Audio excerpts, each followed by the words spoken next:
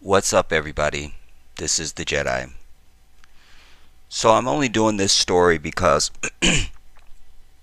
I told you in the last Prince video that I did, I said I think my language was something like, I said I think this will be my last video on Prince, but maybe it won't be. I said because this story is one of those stories that's going to be shifting and moving.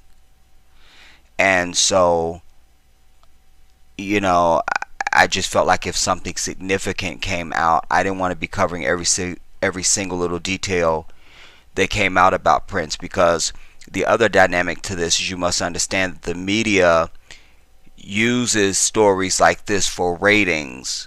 So even if it's something that's really not even that important, just the fact that it's Prince and they can get some more mileage out of it, they will run that. You see what I'm saying? An example for you is even this Egyptian crash. They knew within hours pretty much everything that had happened, but they keep stringing it out over days and hours and days and hours, like new developments coming up, just to keep you tuned in when they already got the shit. It's like on election night when we have caucuses and primaries. Polls are going to be closing, pretty soon. And they already know the result already. It's just to keep you just strung along. And I'm not playing that game with the damn media. I give a damn. You understand? The other reason why I'm doing this is because the other two videos that I put out about this have received nearly 10,000 views. And so that says to me that my audience is definitely interested in something like that. So if there is something that is noteworthy and significant, I'm happy to cover it. This meets that criteria, all right, based on the title. Of course, we're going to find out when we read it what's going on, but it says Prince was likely dead for hours before being found at Paisley Park Estate. That's significant. That's significant. Because this goes to the very, his very death, and I think we all, when just reading that, I think we all thought, up till now at least, that it was just like, oh, Prince was found in the elevator, but just like you didn't really think about it, but you just kind of thought maybe he just collapsed and somebody found him or something, you know what I mean, like that type thing. Not like, oh, he's just in this elevator and, just for hours and, nobody found him. All right. So let's get into the information and see what it is saying to us. All right. And I also want to apologize for how this may look, because I was fighting with my screen capture software. And I think I got my brackets right, but I don't know how the final product is going to look. All right. All right, so Prince was likely dead for hours before being found at Paisley Park Estate.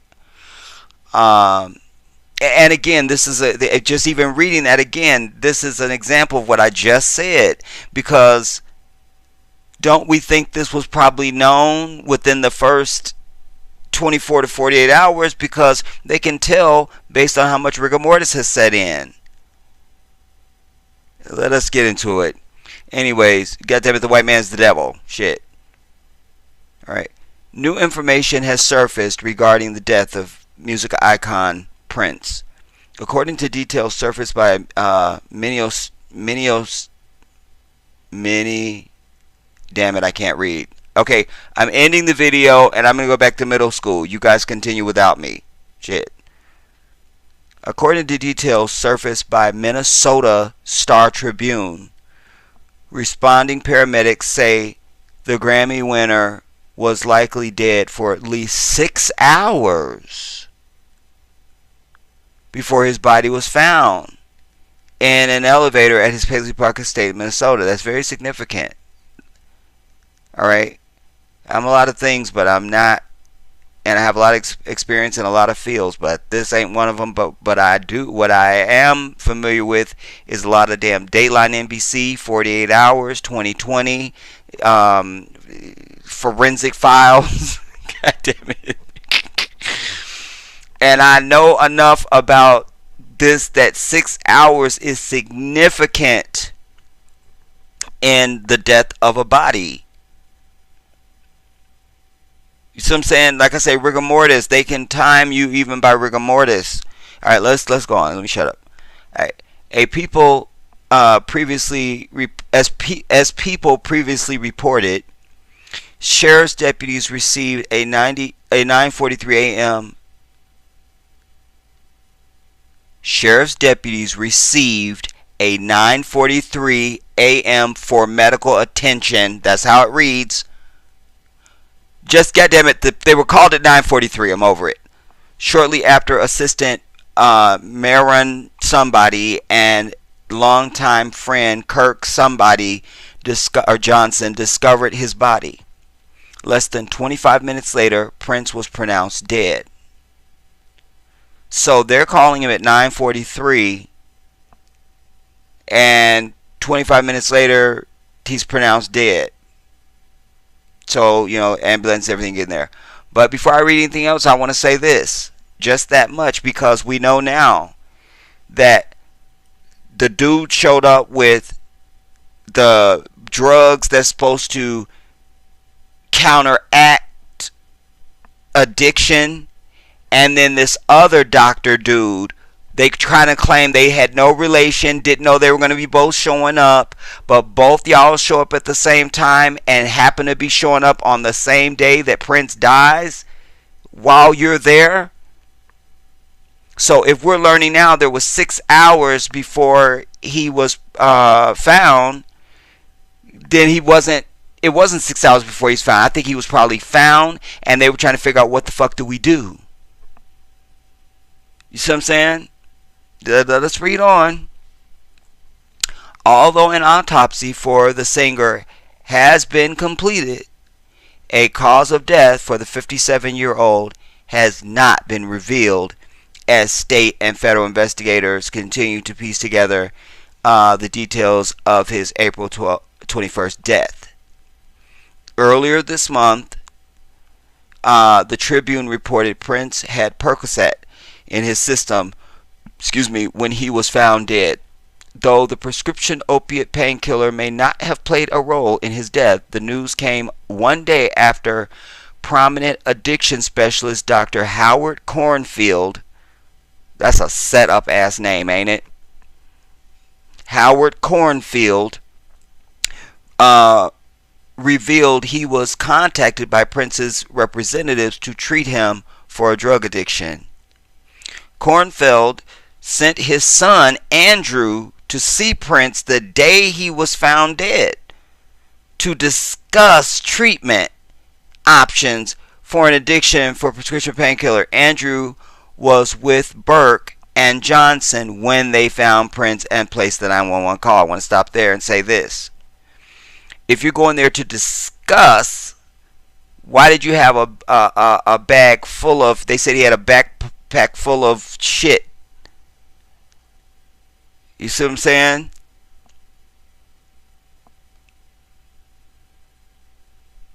Ow! I can't make that high-pitched sound that Prince used to make. I don't think any male can do that. Actually, that's not true. Bobby Brown, if you listen to some of his older stuff, ow! That high pitch, I can't. Nobody could do that, all right? Sources previously told people that Prince once had a history of using the prescription painkiller. Although the star is known for clean living and abstaining from recreational drugs, sources told people he may have used the opiate to treat pain he suffered due to years of high energy on stage performances. Hip hop bothered him. His hip bothered him. Why am I saying shit that's not there? It's late. God damn it. His hip bothered him from jumping off risers for 20 years. Longtime collaborators and ex-girlfriend Sheila E. told people, you know what, you guys, that's overrated. I just have to tell you, that's over fucking rated. I don't believe that. I just don't believe that. I don't believe that. That this is not the same as somebody who does. It's just not the same damn thing, damn it. And Prince was in excellent shape, and goddamn it, most black people are at 57. I'm over it. All right. Anyways, in the weeks leading up to his death, Twin Cities physician Dr. Michael Todd Schulberg been treating. Damn it, they can't even read. They're missing stuff. I think they meant Dr. Michael Todd had been treating Prince for withdrawal symptoms from opiate addiction. After the singer's emergency treatment for overdose in Moline, Illinois on April 15th, the doctor arrived at Paisley Park after Prince's body was found to deliver test results.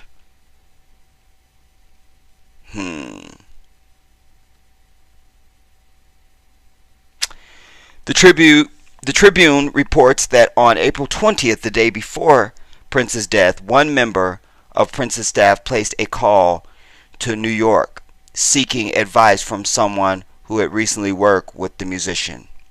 Prince was given intravenous treatments at a local hospital later that day.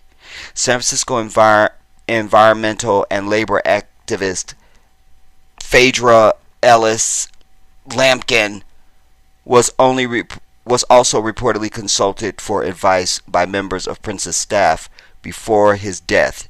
She is credited with helping Prince recover the rights to his early catalog of songs after a previous deal with Warner Brothers. That's Phaedra Ellis, and she is San Francisco environmental and labor activist. All right. I care deeply about him, and I am not ready to speak publicly, Phaedra told the Star Tribune. I also know how much he valued his privacy and want to respect his wishes. I love that, because I told you guys, even in the video I did about Vanity and other stuff, that even when I mentioned him, Prince was real big on loyalty. I so relate to that, because I am that. I must have 100,000% loyalty from anyone that I let cross my velvet rope, or I don't have shit to do with you. I can, be cordial with you and stuff, but you would never be a friend, because I'm fiercely loyal to people that are my friend, and I expect complete loyalty. And Prince was that way. I've said to you before, we never heard anything about him. We saw him when he wanted us to see him, and that was it. Nobody talked about him. Nobody was on reality shows. It was nothing. You didn't know shit about him unless he wanted you to know. And I love that. And so I respect the fact that she said, he valued his privacy, and even right now she wants to respect his wishes. You go, my sister. Appreciate you. Despite Prince's estate being worth an estimated $250 million, a Minnesota judge has confirmed the singer did not have a will in place to declare the distribution of his assets. I want to say a couple of things. First, about this goddammit Percocet. I have a friend of mine that is, I have several people that I know that are in the medical field, but particularly, or as Tavis Smiley, who gets on my fucking nerves, would say, particularly, I want to talk about one of my friends that is a nurse, and we were talking about this Percocet thing. And I also know a lady who is who's the pharmacologist at a local pharmacy. And I want you guys to understand this, in case you don't know, that it takes a lot for you to fucking overdose on this Percocet shit. Now, there's different strengths, all right? There is okay, there's two of them that I can't remember all of them, goddammit. Alright, but maybe this information will encourage you or provoke you or inspire you to go and Google some shit. But there's 5-325. There's just straight Percocet, which is narcotic. It is synthetic opium. Let me put a little break in here. I meant to say it's synthetic heroin, not opium. It's synthetic heroin, everybody. Alright, let's continue. So if I don't know if I say it again later in the video, but I just need to put this break in here just in case I say that again. But I meant to say heroin. Alright, let's go. Alright, I'm not a doctor, so you can always sweep behind me. I always tell you that. But there's even colors and stuff. So if it's just a blue pill, that is usually administered in a hospital, and that's like, we'll call that the stronger stuff. All right, it's just going to be just the narcotics sometimes. All right, depending on the injury and the pain that the patient is in. All right, and I know we do have some nurses and stuff on this channel, so y'all, you know, fill in the blanks where I get it wrong and help a brother out. All right, but then if you get out of the hospital and you are prescribed this stuff, then you'll either have a 5-325, which is it's 5 grams of narcotic and 325 milligrams of Tylenol, or acetaminophen, which is Tylenol, and which is also a painkiller, but it helps the narcotic. Or you can have 10-325, which is a higher dosage of the narcotic, but still the same amount of Tylenol. All right. Bottom line is, there's a lot that you would have to take to just, because it also suppresses respiratory, and it causes drowsiness and makes you sleepy. So I think the only way now, the next part of this is just flat, I'm pulling this out of my ass. I'm theorizing. Now, I'm thinking if you're taking it in increments, which is usually 4 to 6 hours, every 4 to 6 hours for pain as needed, etc., etc.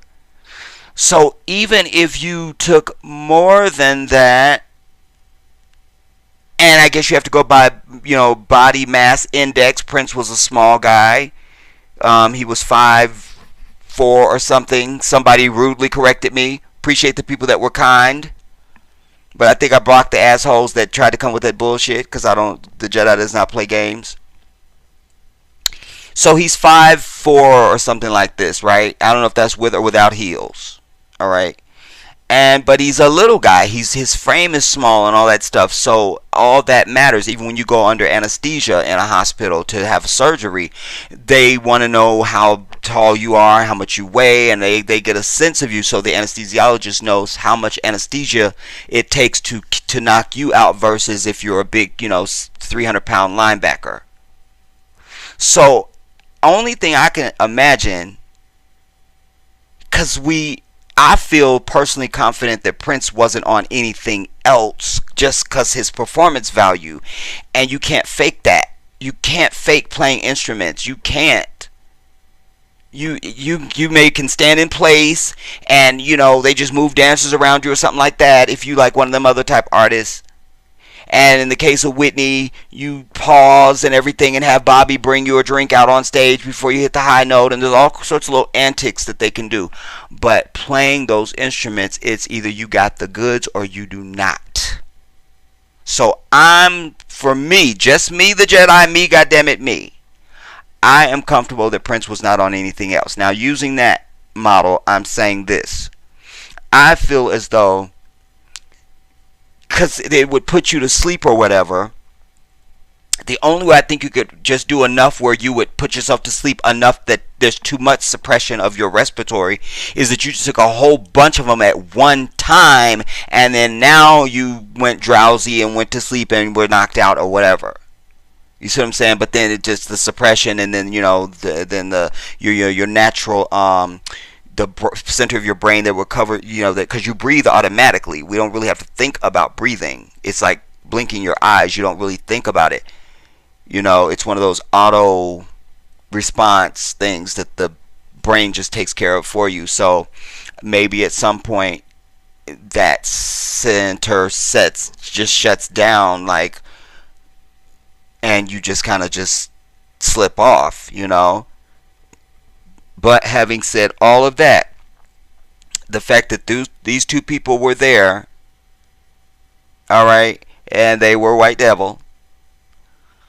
Anytime I always tell you, anytime you have anomalies are usually the sign of conspiracy.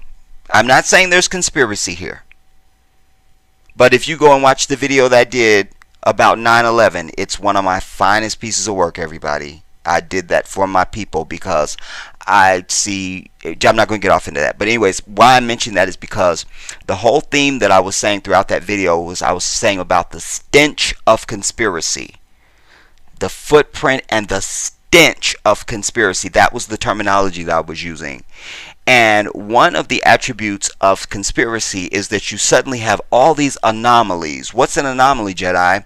An anomaly is shit that just would never happen, or that's so completely unusual. Like, why did it happen on that day? Like, winning the lottery is an anomaly, because like the odds are like 150 gazillion billion to 1.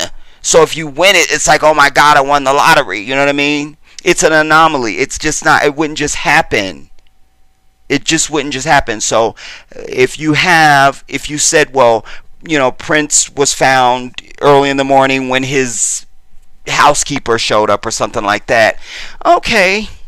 All right. We'd still want to investigate, but all right, we'll go ahead with that. But when you tell me that we had the landing of the plane in an emergency just days before, and that's fine, but that raises the eyebrow, you see. But it's not necessarily a conspiracy yet. You go, okay, well, that's interesting. Prince had to make an emergency landing. You find out more about it. But then now when you tell me that on the exact same day 2 different people show up that just coincidentally on that day they weren't associated with each other. The fact that who was the guy that we mentioned earlier, sent his son instead of himself coming. We know from TMZ that son showed up with a bag of stuff. Then there's this other guy that shows up. They're not related. They're not connected. They didn't pre-plan it, allegedly. Right there you have an anomaly already. But then now Prince dies. Now we have the stench of conspiracy, whether it's there or not. I'm just giving you my formula of when something becomes at least from 1 eyebrow to 2 eyebrows. You see what I'm saying? And like the little magnifying glass comes out, because you're like, wait a minute now, we need to maybe lock the doors and start talking to some people, because now you're getting kind of spooky. Because that's just like, okay, they both showed up, and then, oh my God, it just so happens that the person that runs the local funeral home happened to be there too. Oh my God. You know what I mean? You'd be like, what? You see what I'm saying? So then it becomes, now you're having too many anomalies. Too many anomalies. It's like with 9/11. Just so happened, at least 60 planes were intercepted by military fighters because their transponder went off, or they went off course. 60 planes in just the month before, or what was the time frame? The months before the damn 9/11 attacks, all right? But on this day, no planes. There's your first anomaly. Then, never in the history of civilization since God has put us on the earth and said be, has a steel structure ever collapsed due to fire. But alas, on 9/11, 3 buildings went down, allegedly, still reinforced structures, allegedly due to fire. That's never happened before 9/11 and has never happened even since or after it. There's more anomaly. Then you had, I could go down the list, but you see what I'm saying? Like, just there's all these anomalies. Like, just wait. It's like, wait, now you're just getting lucky. It's too many things going on. Hell no. You see what I'm saying? Too many anomalies. So this, and then now this is trickling out that, oh no, he wasn't dead. He didn't just like collapse and somebody called us. No. It was at least 6 hours that he had been dead before he was found. See? That's a problem. That's a problem. And now, before I end this video, I just want to do a quick search. Excuse me.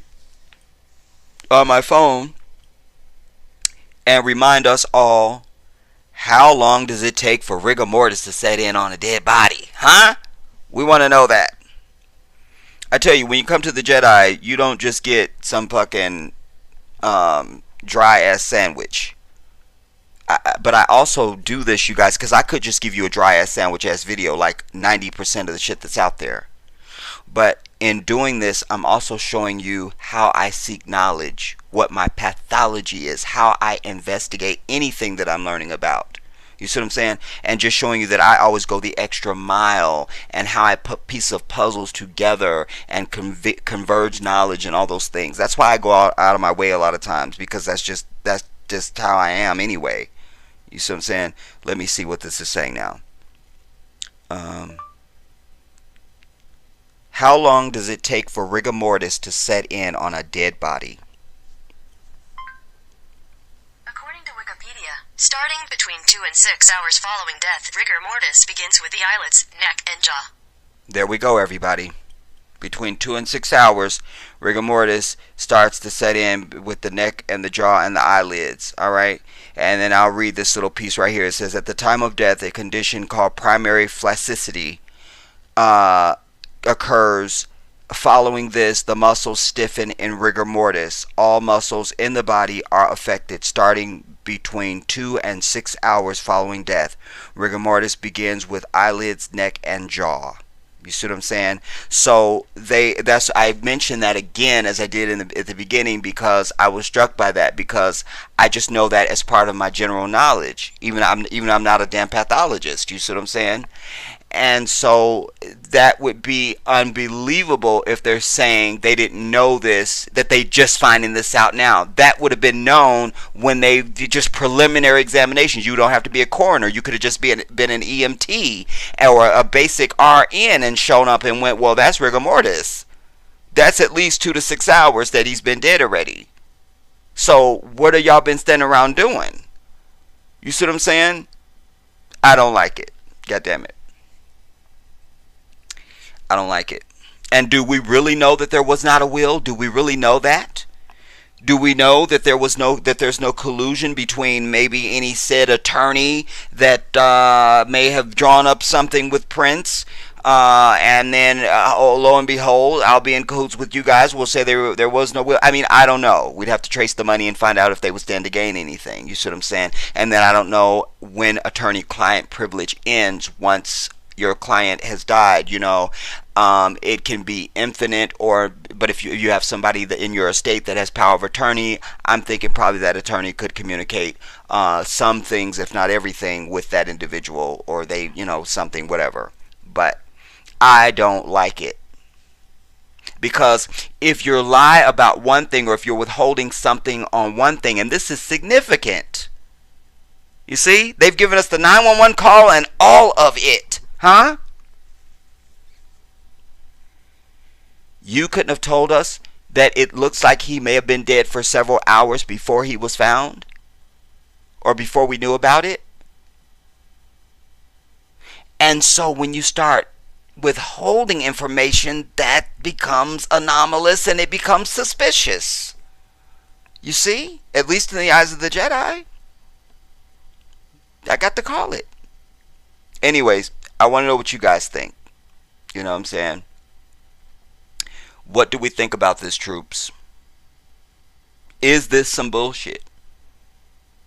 You see? Is it um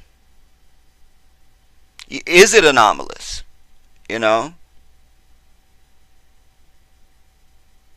I fucking hate mysteries, dude. I just, it's like I just don't like it. It's just always like, why can't we just know what happened?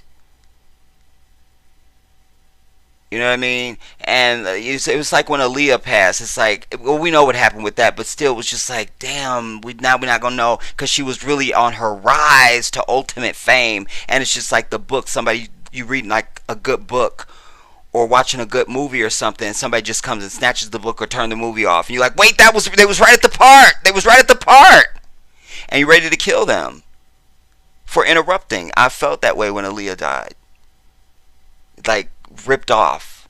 You know, the same thing with Michael. Like, damn it, he's literally rehearsing for this big major ta-da, and now, damn it. Oh my God, I can't. You see? And so, while this isn't the same thing, it's got echoes of some portions of that for me just because he was at his own house. Okay, Aaliyah was in the Bahamas and or wherever, somewhere, and then Michael was, getting ready to open up at the O2, but he was in that rented house. He wasn't at Neverland, and or one of his own homes. He was sort of not at home. Prince was at his address, and this happens, and then it's just, and then that it's from this, and that here was a man who didn't even eat fast food, didn't allow anybody to have anything unclean that they would consume around him. All the decades he's been out there, we've never seen him stumbling out of a club or being scandalized, or even one off, tilted picture of him looking, questionable and shit. And then now at 57, it's harder to believe. Is it possible? Yes, but it's harder to believe given the facts that I just laid out. Again, that his very death seems anomalous under these circumstances. Like, what are the odds of somebody that lives the way he lived and took care of himself the way that he did? You see what I'm saying? Just, I don't know, man.